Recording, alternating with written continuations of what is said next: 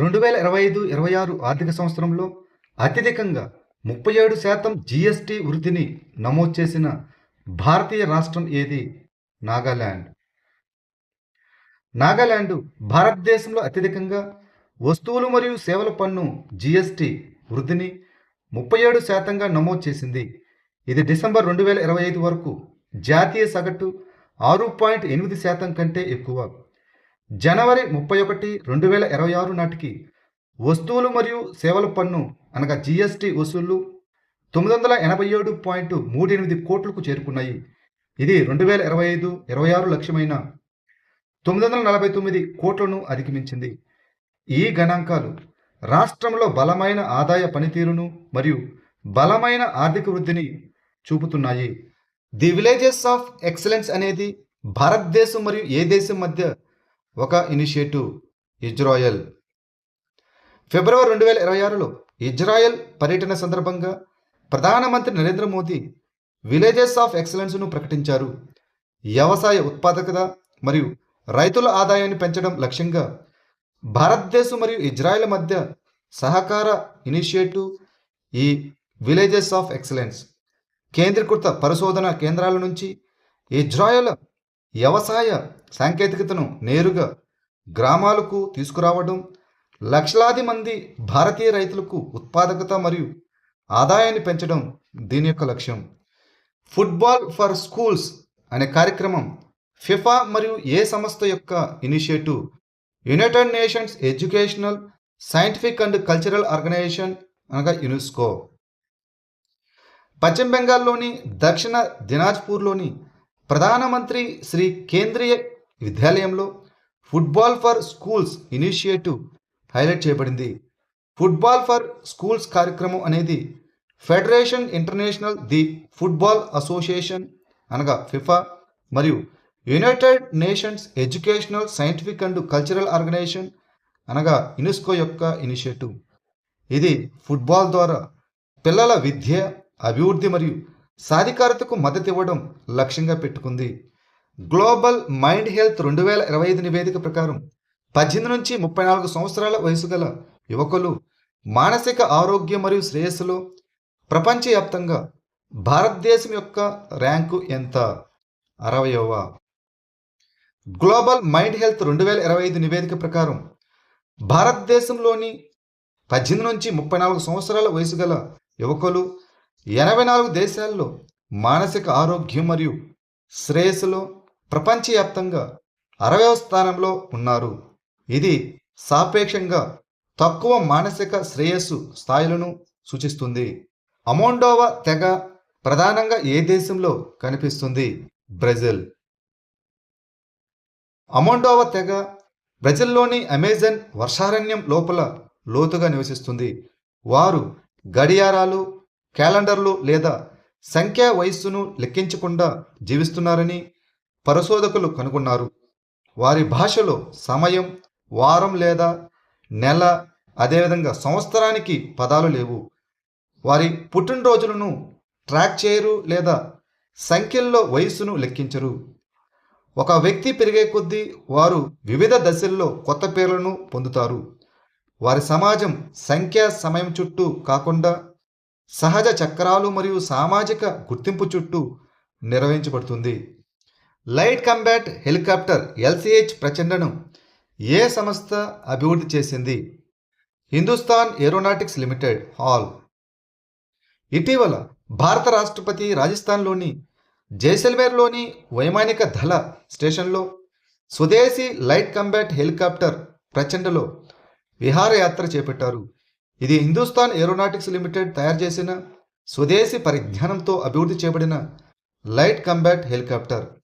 ఇది 5000 మీటర్లు ఎత్తులో ల్యాండింగ్ మరియు టేకాఫ్ చేయగల ప్రపంచంలోని ఏకైక అటాక్ హెలికాప్టర్. ఇది అధునాతన స్టెల్త్ లక్షణాలు, ఆర్మర్డ్ రక్షణ మరియు ప్రతిదాడి సామర్థ్యాన్ని కలిగి ఉంటుంది. 2025 ASQ బెస్ట్ అరైవల్స్ అవార్డును గెలుచుకున్న ఎయిర్పోర్ట్ ఏది? మ్యాంగ్లూరు విమానాశ్రయం, కర్ణాటక. మ్యాంగ్లూరు అంతర్జాతీయ విమానాశ్రయం ఎయిర్పోర్ట్స్ కౌన్సిల్ ఇంటర్నేషనల్ ప్రదానం చేసిన 2025 ఎయిర్పోర్ట్ సర్వీస్ క్వాలిటీ అనగా ఏఎస్క్యూ అవార్డును ప్రపంచవ్యాప్తంగా ఉత్తమ విమానాశ్రయంగా గెలుచుకుంది. ఇమిగ్రేషన్, సామాను నిర్వహణ, శుభ్రత, వాతావరణం మరియు మొత్తం సౌకర్యాన్ని అంచనా వేసే ప్రయాణికుల అభిప్రాయాల ఆధారంగా ఈ విమానాశ్రయం గౌరవాన్ని అందుకోవడం ఇది వరుసగా 2వ సంవత్సరం. ఇటీవల వార్తల్లో కనిపించిన పెర్సియన్ గల్ఫ్ ఏ సముద్రంలో ఉంది? హిందూ మహాసముద్రంలో. సైనిక ఉద్రిక్తుల కారణంగా పశ్చిమాసియా మరియు పెర్సియన్ గల్ఫ్ వైమానిక ప్రాంతం గుండా ప్రయాణించకుండా ఉండాలని directorate general of civil aviation DGCA అన్ని భారతీయ విమానయాన సంస్థలకు అత్యవసర సలహా జారీ చేసింది. ఈ పెర్సియన్ గల్ఫ్ పశ్చిమాసియాలో ఉన్న హిందూ మహాసముద్రం యొక్క ఉపాంత సముద్రం. ఇది ఒమన్ గల్ఫ్ యొక్క పొడిగింపు మరియు తూర్పున హార్ముజ్ జలసంధి ద్వారా హిందూ మహాసముద్రానికి కలుపుతుంది. ఈ పర్షియన్ గల్ఫ్ను అరేబియా గల్ఫ్ లేదా ఇరాన్ గల్ఫ్ అని కూడా పిలుస్తారు. లఖ్పతి బిటియా పథకం, Saheli pink smart card, Mary పూంజీ మేరా అధికార్ మరియు ఉచిత ఎల్పిజి సిలిండర్ పథకాన్ని ఏ రాష్ట్రం లేదా కేంద్రపాలిత ప్రాంతం ప్రారంభించింది? ఢిల్లీ. ముఖ్యమంత్రి రేఖా గుప్తా నేతృత్వంలోని ఢిల్లీ ప్రభుత్వం లఖ్పతి బిటియా యోజన, ఇది పునర్వ్యవస్థీకరించబడిన లాడ్లీ పథకం. అదేవిధంగా మేరీ పూంజీ మేరా అధికారి ఉచిత బస్సు ప్రయాణం కోసం సహేలి పింక్ స్మార్ట్ కార్డు మరియు 15 లక్షల పేద కుటుంబాలకు ఉచిత ఎల్పిజి సిలిండర్ పథకాన్ని ప్రారంభించింది. కొత్త పథకాలు మహిళల్లో ఆత్మవిశ్వాసాన్ని నింపడం మరియు వారు కొత్త శిఖరాలను సాధించడానికి ప్రోత్సహించడం లక్ష్యంగా పెట్టుకున్నాయి. ఉత్తరప్రదేశ్లోని ఏ నగరం 1 గంటలో అత్యధిక మొక్కలు నాటి గిన్నిస్ వరల్డ్ రికార్డ్స్లో స్థానం సంపాదించింది? వారణాసి. సుజాబాద్ దోమారిలో 1 గంటలో 2,51,446 మొక్కలు నాటడం ద్వారా వారణాసి గిన్నిస్ వరల్డ్ రికార్డ్స్లోకి ప్రవేశించింది. ఇది చైనా 2018 రికార్డు అయిన 1,53,981 మొక్కలను నాటడం ద్వారా అధిగమించింది. ఈ రికార్డును డ్రోన్ నిఘా మరియు డిజిటల్ లెక్కింపు వ్యవస్థను ఉపయోగించి గిన్నిస్ వరల్డ్ రికార్డ్స్ అడ్జుడికేటర్ అయిన రిషినాథ్ ధృవీకరించారు. ఇటీవల ఇండియన్ బైసన్ ఫెస్ట్ నిర్వహించిన డెబ్రిగఢ్ వన్యప్రాణుల అభయారణ్యం ఏ రాష్ట్రంలో ఉంది? ఒడిశా. డెబ్రిగఢ్ వన్యప్రాణుల అభయారణ్యం 2 రోజుల ఇండియన్ బైసన్ ఫెస్ట్ యొక్క 2వ ఎడిషన్ను నిర్వహించింది. ఇది ఒడిశాలోని బార్గఢ్ జిల్లాలో మహానది నదిపై హిరాకుడ్ ఆనకట్ట సమీపంలో ఉంటుంది. ఈ హిరాకుడ్ ఆనకట్ట భారతదేశంలోనే అతి పొడవైన ఆనకట్ట మరియు ప్రపంచంలోనే అతి పొడవైన మట్టి ఆనకట్ట. టోమహాక్ క్రూయిజ్ క్షిపణిని ఏ దేశం అభివృద్ధి చేసింది? United States of America. America Iran లక్ష్యాలపై అధునాతన ఆయుధాలను ఉపయోగించి దాడులు చేసింది. వాటిలో టోమహాక్ క్రూయిజ్ క్షిపణులు, స్టెల్త్ ఫైటర్ జెట్లు, B-2 బాంబర్లు మరియు తక్కువ ధర వన్ వే అటాక్ డ్రోన్లు ఉన్నాయి. ఈ టోమహాక్ అనేది యునైటెడ్ స్టేట్స్ ఆఫ్ అమెరికన్ తయారు చేసిన లాంగ్ రేంజ్ సబ్సోనిక్ క్రూయిజ్ క్షిపణి. దీనిని లోతైన భూమిపై దాడి చేయడానికి ఉపయోగిస్తారు. ఇది 1000 పౌండ్ల సాంప్రదాయ వార్హెడ్ లేదా క్లస్టర్ మందకొండు సామగ్రిని మోయగలదు. భారతదేశంలో మొట్టమొదటిసారిగా సాక్ష్యం నైపుణ్య సర్వేను ఏ నగరం ప్రారంభించింది? ముంబై. ముంబై శివారు జిల్లా సాక్ష్యం నైపుణ్య సర్వేను ప్రారంభించింది. ఇది 10 నుంచి 40 సంవత్సరాల వయసు గల యువత నైపుణ్యాలను అంచనా వేయడానికి మరియు ఉపాధి సామర్థ్యాన్ని పెంపొందించడానికి ఇది భారతదేశంలోనే మొట్టమొదటి ఇనిషియేటివ్. వచ్చే ఏడాది నాటికి కనీసం 15,000 మంది అభ్యర్థులకు శిక్షణ ఇవ్వడం మరియు ఉపాధి లేదా వ్యవస్థాపక ద్వారా 5,000 మందిని స్వావలంబన చేయడం దీని యొక్క లక్ష్యం. ఇటీవల వార్తలో కనిపించిన కోసి నది ఏ నదికి ప్రధాన ఉపనది? గంగా నదికి. గత 200 సంవత్సరాల్లో కోసి నది తన మార్గాన్ని పశ్చిమ వైపు 100 కిలోమీటర్ల పైగా మార్చుకుంది. ఈ కోసి నది అనేది చైనా, నేపాల్ మరియు భారతదేశం గుండా ప్రవహించే సరిహద్దు దాటిన నది మరియు ఇది గంగా నదికి ప్రధాన ఉపనది. బీహార్లో తరచుగా మరియు తీవ్రమైన వరదలు సంభవిస్తుండటంతో దీనిని బీహార్ దుఃఖదాయిని అని కూడా పిలుస్తారు. నేపాల్ మరియు టిబెటన్లోని హిమాలయ ప్రాంతంలో ఉద్భవించిన సన్ కోసి, అరుణ్ కోసి మరియు తమూర్ కోసి సంగమం ద్వారా ఇది ఏర్పడింది. ఆల్మా అనే రేడియో టెలిస్కోపు ఏ దేశంలో ఉంది? చిలీ. ఖగోళ శాస్త్రవేత్తలు అటకామా లార్జ్ మిల్లీమీటర్ లేదా సబ్ మిల్లీమీటర్ అర్రే అనగా ఆల్మాని ఉపయోగించి మధ్య పాలపుంతను చిత్రీకరించి కాస్మిక్ గ్యాస్ ఫిలమెంట్ల సంక్లిష్ట నెట్వర్క్ను వెల్లడించారు. ఈ ఆల్మా ఉత్తర చిలీలోని అటకామా ఎడారిలో ఉంది మరియు మిల్లీమీటర్ అదేవిధంగా సబ్ మిల్లీమీటర్ తరంగ దైర్ఘ్యాల వద్ద ఖగోళ వస్తువులను అధ్యయనం చేస్తుంది. ఇది 2013 నుంచి పూర్తిగా పనిచేస్తున్నది. దీనిని national radio astronomy observatory, national astronomical observatory of Japan మరియు యూరోపియన్ సదరన్ అబ్జర్వేటరీ రూపొందించాయి మరియు నిర్మించాయి. ఇటీవల వార్తల్లో కనిపించిన సులవేసి ద్వీపం ఏ దేశంలో ఉంది? ఇండోనేషియా. సులవేసిలోని సున్నపరాయి గుహలో దొరికిన 67,800 సంవత్సరాల నాటి చేతి స్టెన్సిల్ ఇప్పుడు ప్రపంచంలోనే అత్యంత పురాతనమైన రాతికళ. గతంలో సెలిబస్ అని కూడా పిలువబడే సులవేసి ఆగ్నేసియాలోని ఒక పెద్ద ద్వీపం మరియు ఇండోనేషియాలోని గ్రేటర్ సుండా దీవుల్లో భాగం. మకాసర్ దాని అతిపెద్ద నగరం.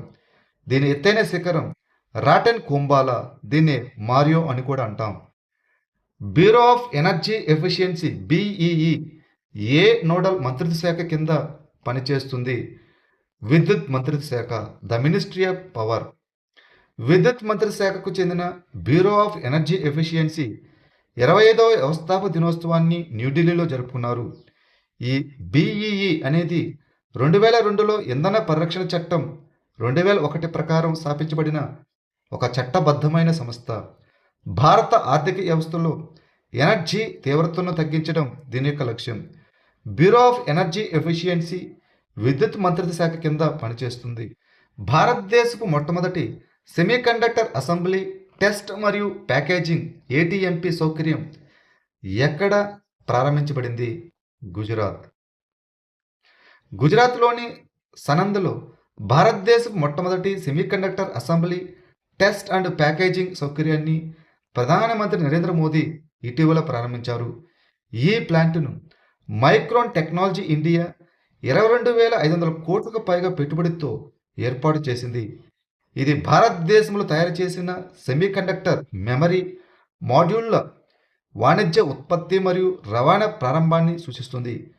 ఈ ప్రాజెక్టును ఇండియా సెమీకండక్టర్ మిషన్ కింద ఆమోదించారు. ఇటీవల వార్తలో కనిపించిన షోరాడ్స్ అనగా ఏమిటి? ఇదొక man portable air defence system, MANPADS. Defence research and development organisation DRDO Odisha తీరంలోని చాందీపూర్లోని ఇంటిగ్రేటెడ్ టెస్ట్ రేంజ్లో very short range air defence system అనగా షార్ట్స్ యొక్క వరుసగా పరీక్షలను విజయవంతంగా నిర్వహించింది. ఈ షార్ట్స్ అనగా very short range air defence system మరియు ఇది man portable air defence system అనగా మ్యాన్ ప్యాడ్స్. దీనిని DRDO దేశీయంగా రూపొందించి అభివృద్ధి చేసింది. ఇది తేలికైన స్వల్ప శ్రేణి ఉపరితలం నుంచి గగనతలానికి క్షిపణి, విమానాలు మరియు హెలికాప్టర్లను నాశనం చేయడానికి ఉపయోగిస్తారు. దీని యొక్క గరిష్ట పరిధి 8 కిలోమీటర్లు మరియు ఇది 4.5 కిలోమీటర్ల ఎత్తు వరకు లక్ష్యాలను ఛేదించగలదు. దేశంలో మొట్టమొదటి ఇంటిగ్రేటెడ్ దివ్యాంగ సహాయక పోర్టల్ను ఏ రాష్ట్ర ప్రభుత్వం ప్రారంభించింది? మహారాష్ట్ర. వికలాంగుల సంక్షేమ పథకాలను క్రమబద్ధీకరించడానికి మరియు వికలాంగుల హక్కుల చట్టం 2016 అమలును మెరుగుపరచడానికి మహారాష్ట్ర ప్రభుత్వం దేశంలోనే మొట్టమొదటి ఇంటిగ్రేటెడ్ దివ్యాంగ సహాయక పోర్టల్ను ప్రారంభించింది.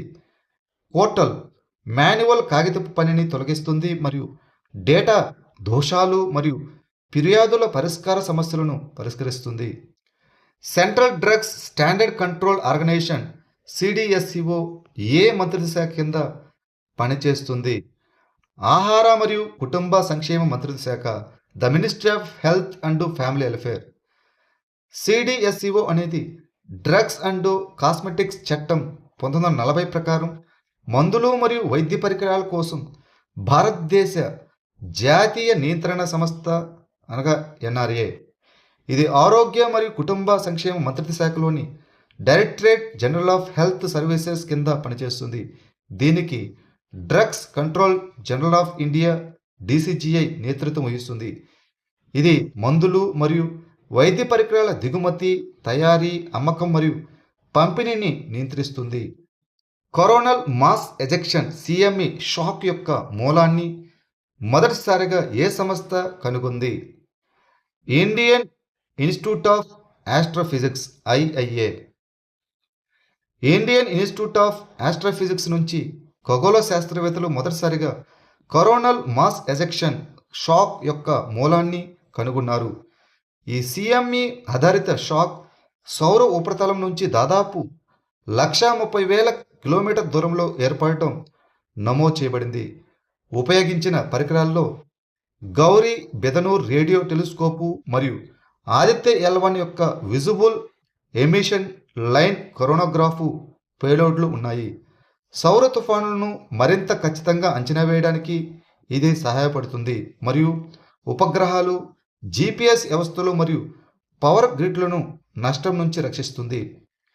Healing soils in India for better crop health and human nutrition అనే నివేదికను ఏ సంస్థ విడుదల చేసింది? Indian council for research on international economic relations. భారతదేశంలో నేలలను నయం చేయడం, మెరుగైన పంట ఆరోగ్యం మరియు మానవ పోషకాహారం కోసం అనే నివేదికను Indian council for research on international economic relations విడుదల చేసింది. ఇది భారతదేశంలో వ్యవసాయం మరియు పోషకాహార భద్రతకు ప్రధాన ముప్పుగా నేల క్షీణతను హైలైట్ చేస్తుంది. ప్రపంచంలోని ఎత్తైన ఘనీభవించిన సరస్సు హాఫ్ మారథాన్ను నిర్వహించడం ద్వారా చరిత్ర సృష్టించిన భారతీయ రాష్ట్రం లేదా కేంద్రపాలిత ప్రాంతం ఏది? లడఖ్. లడఖ్ ప్రాంతం తన మొదటి 21 కిలోమీటర్ల ట్రయల్ రన్ను పాంగాంగ్ సో సరస్సు వద్ద నిర్వహించింది. ఇది 13,862 అడుగుల సబ్ జీరో ఉష్ణోగ్రత వద్ద జరిగింది మరియు ఇది ప్రపంచంలోని ఎత్తైన ఘనీభవించిన సరస్సు హాఫ్ మారథాన్గా గిన్నెస్ వరల్డ్ రికార్డ్స్లో నమోదు చేయబడింది. ఈ పాంగాంగ్ సో సరస్సు అనేది తూర్పు లడఖ్లో ఉన్న ల్యాండ్ లాక్డ్ సరస్సు. ఈ పేరు టిబెటన్లో ఎత్తైన గడ్డి భూముల సరస్సు అని అర్థం. ఇది దాదాపు 4,350 మీటర్ల ఎత్తులో ఉంది మరియు ప్రపంచంలోని ఎత్తైన ఉప్పునీటి సరస్సుల్లో ఒకటి. ఈ సరస్సు నీలం నుంచి ఎరుపు మరియు ఆకుపచ్చ రంగులకు మారుతుంది.